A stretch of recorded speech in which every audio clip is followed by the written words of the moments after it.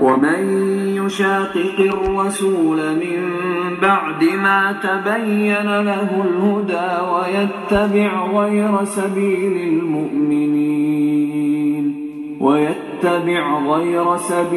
المؤمنين نوله ما تولى ونصله جهنم وساءت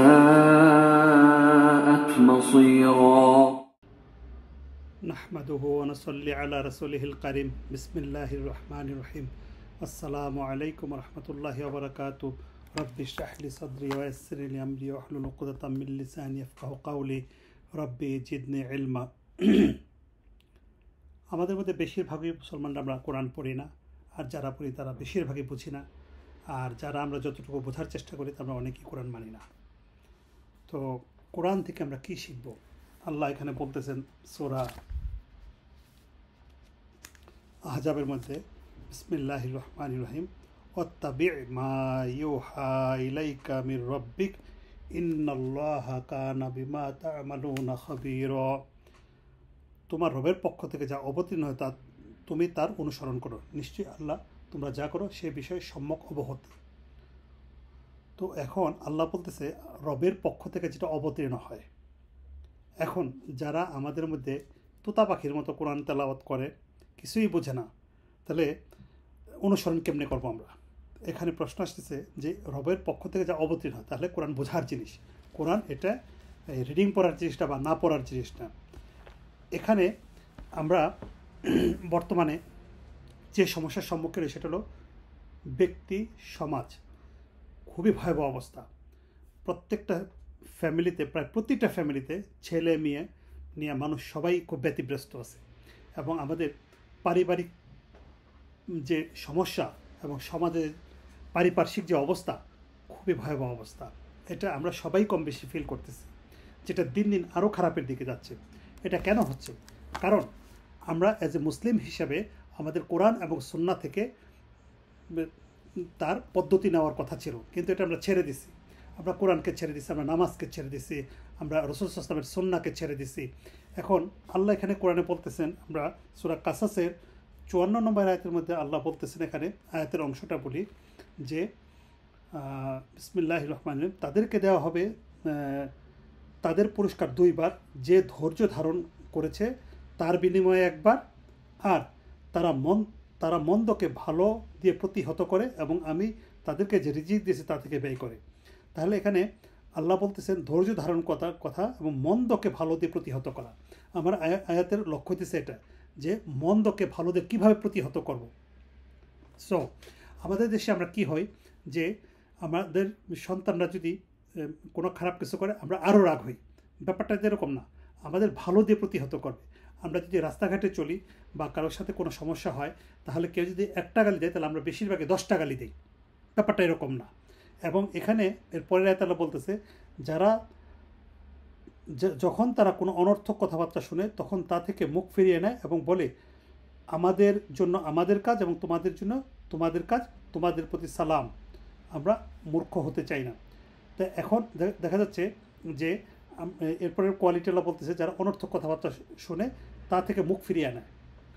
লাহওয়াল হাদিস, যেটা সূরা লুকমানের মধ্যে বলছে যে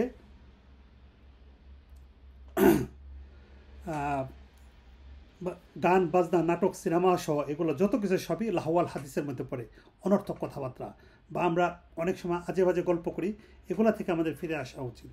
তো এখানে বলতেছেন যে অনর্থক কথাবার্তা থেকে শুনে তখন তা থেকে মুখ ফিরে নেয় এবং আমাদের জন্য আমাদের কাজ, তোমাদের জন্য তোমাদের কাজ এবং তোমাদের প্রতি সালাম, আমরা মূর্খ হতে চাই না। তার মানে কি, এখানে কেউ যদি কোনো বাজে কথাও বলে তাহলে আমরা এটা ওইভাবে প্রত্যুত্তর করা ঠিক হবে না বা উচিত না, এবং ওখান থেকে আমাদের মুখ ফিরে আসতে হবে।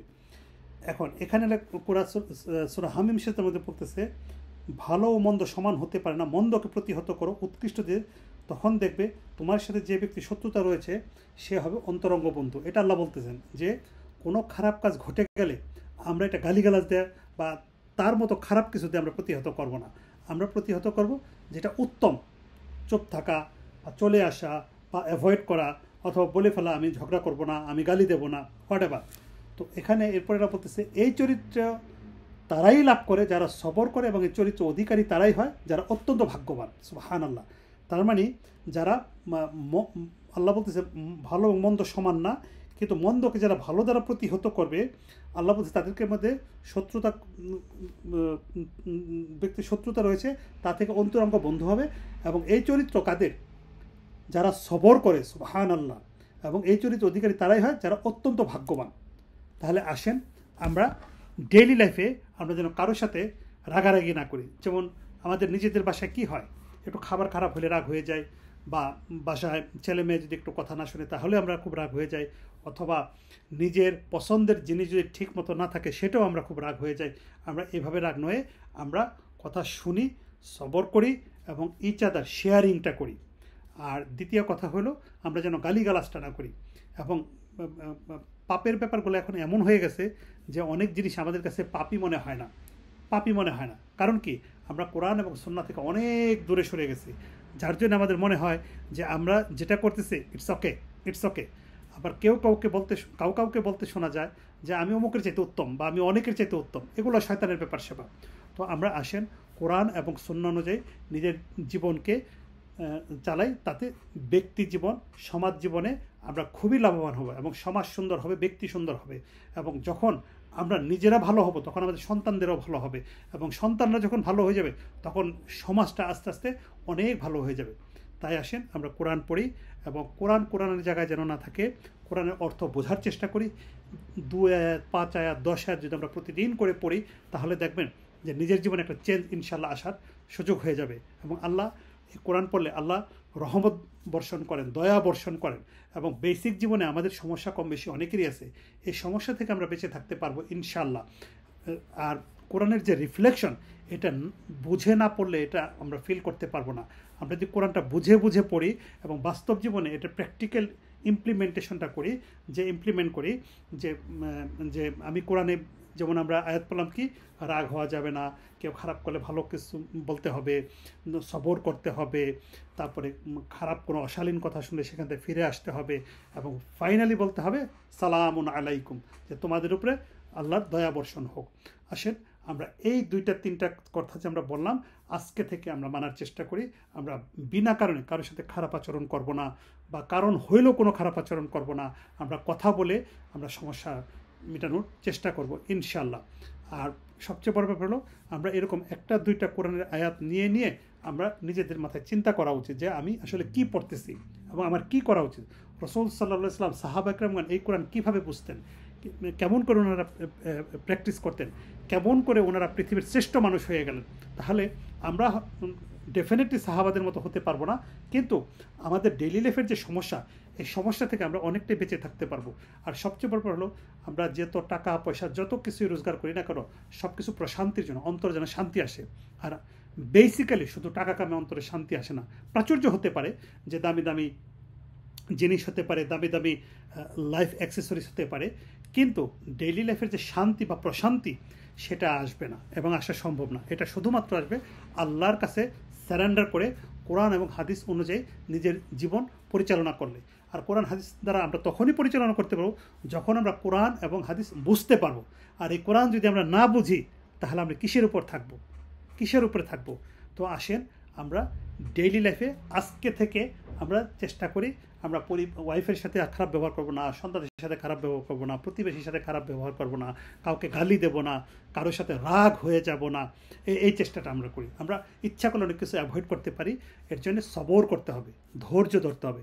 রাসূল সাল্লাল্লাহু আলাইহি ওয়াসাল্লামের কাছে এক লোক এসে বলছে, ইয়া রাসূলুল্লাহ আমার কিছু নসিহত করেন। বলতেছে রাগ করো না। আবার বলছে আরেকটা নসিহত করেন, বলতেছেন রাগ করো না। আবার বলতেছে আরেকটা নসিহত করেন, এবারও বলতেছেন রাগ করো না।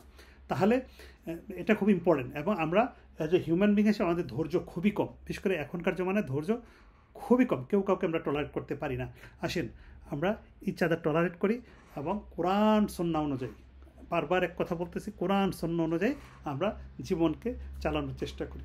সুবহানাকা বিহামদিকা আশহাদু আল্লা ইলাহা ইল্লা আনতা আস্তাগফিরুকা ওয়া আতুবু ইলাইক। আসসালামু আলাইকুম ওয়া রাহমাতুল্লাহি ওয়া বারাকাতুহু।